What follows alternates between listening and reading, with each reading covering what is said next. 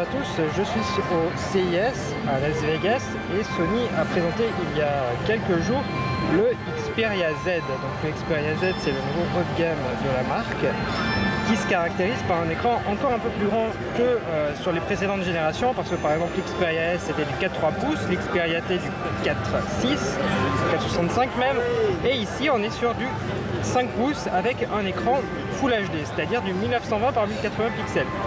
Donc en termes de technologie, c'est mobile Bravia Engine 2, c'est la même chose que sur le Xperia V.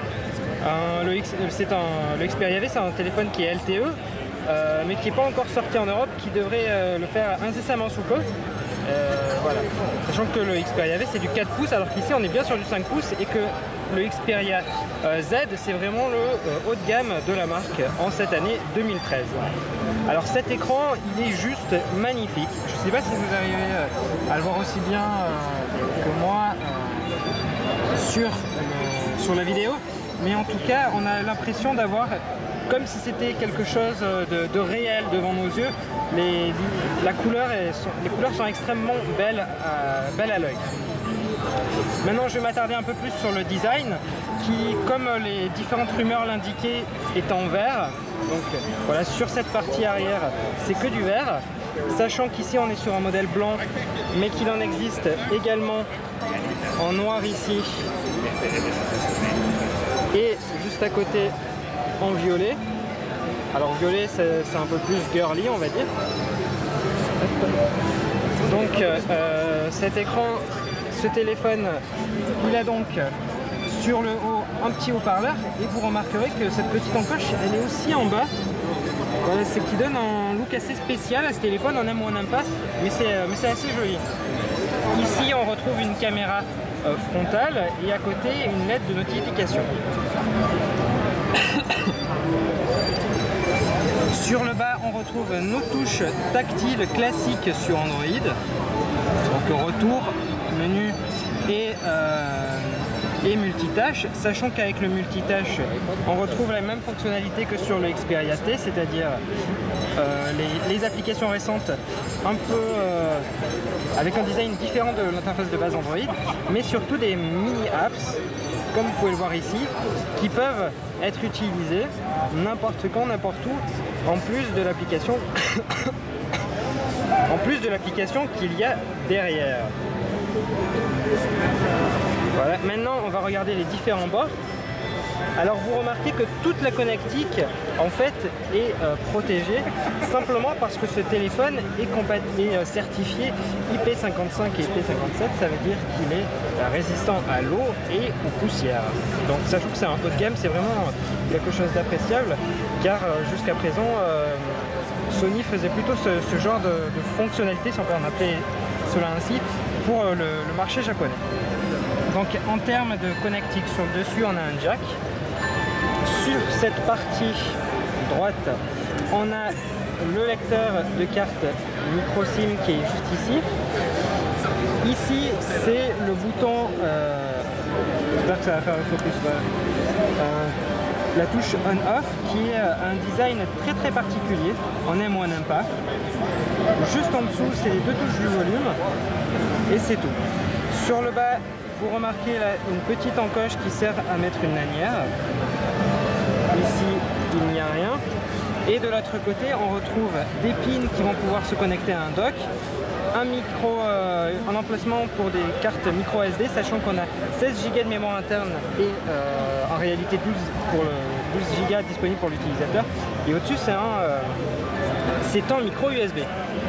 Sur l'arrière, on a une caméra de 13 mégapixels qui fait de très très belles photos avec cette année un capteur Exmor RS, donc a priori la nouvelle génération, avec ici le flashlight et un micro.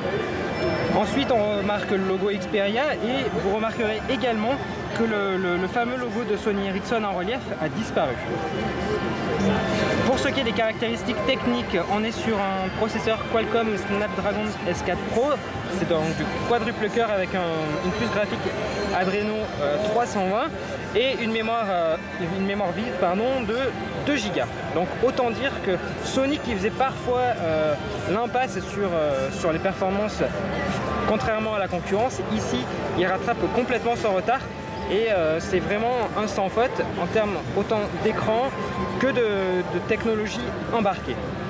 Je vais m'intéresser maintenant un peu plus à Android 4.1.2 qui est intégré sur ce téléphone. Donc je vais d'ailleurs vous le montrer qu'on est bien sur cette version d'Android. Voilà, donc 4.1.2. Petite chose à noter, on a une batterie de 2330 mAh. Alors vous trouverez ça peut-être un petit peu faible comparativement à ce que propose la concurrence, notamment le Galaxy Note. Mais en fait, Sony a intégré un mode qui s'appelle Stamina, qui consiste à désactiver les applications qui consomment trop en veille. Et a priori, on pourrait gagner 4 fois plus d'autonomie en veille qu'en temps normal. Alors c'est à vérifier, parce que notamment Sony n'était pas franchement un bon élève en matière d'autonomie sur ses modèles Xperia 2012, donc on espère que cette petite fonctionnalité va permettre de grands bouleversements. Je vais maintenant passer à la caméra, donc du 13 mégapixels, je le répète. Et vous voyez normalement que l'interface a un peu changé. Alors je vais peut-être pas. Voilà, parfait. On retrouve toujours nos différents paramètres, mais maintenant le choix du mode a un peu changé, avec par exemple l'ajout d'un mode supérieur auto qui va choisir le meilleur mode en l'occurrence, un mode burst, donc un mode rafale. Vous avez également un picture effect, c'est-à-dire qu'en temps réel vous allez pouvoir appliquer des effets, par exemple un fish eye. Voilà, alors c'est pas super je trouve, mais bon, chacun ses goûts. Il y a aussi, dommage ça a fermé. Il y a aussi alors un partial color, voilà. Donc ici je sélectionne uniquement les couleurs que je veux. Par exemple, j'ai pas vraiment de couleur, mais on va dire. Il y a un peu de rouge ici. Voilà, et vous remarquez que seule cette couleur est visible, alors que sur tout le reste, on est sur du noir et blanc. Autre élément, on est sur de la vidéo en HDR, et ça c'est tout simplement réalisable grâce au processeur quadruple cœur en fait. Voilà en gros ce qu'il y avait à dire sur la partie caméra. Maintenant, si on regarde les différents univers de Sony, ils sont toujours là, donc du Walkman, qui est toujours une application qui est très jolie,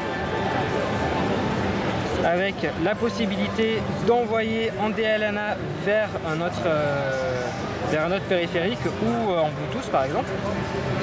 Et ensuite vous avez différents afficheurs comme vous pouvez le voir ici.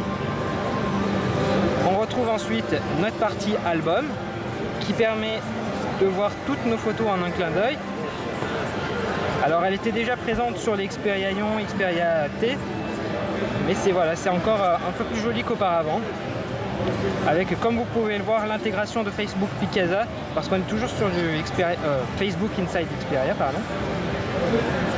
Alors en termes de qualité photo, on va le regarder ici, c'est pas mal, mais bon, voilà, on remarque très vite qu'en zoomant, les pixels sont extrêmement visibles, mais sinon, en fait, sur un écran HD, la qualité elle est tout simplement très bonne, surtout dans les conditions où nous sommes, c'est-à-dire avec un éclairage pas toujours adapté.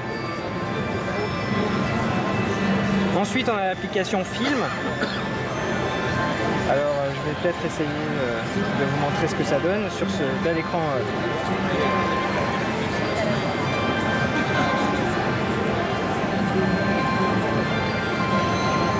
Voilà.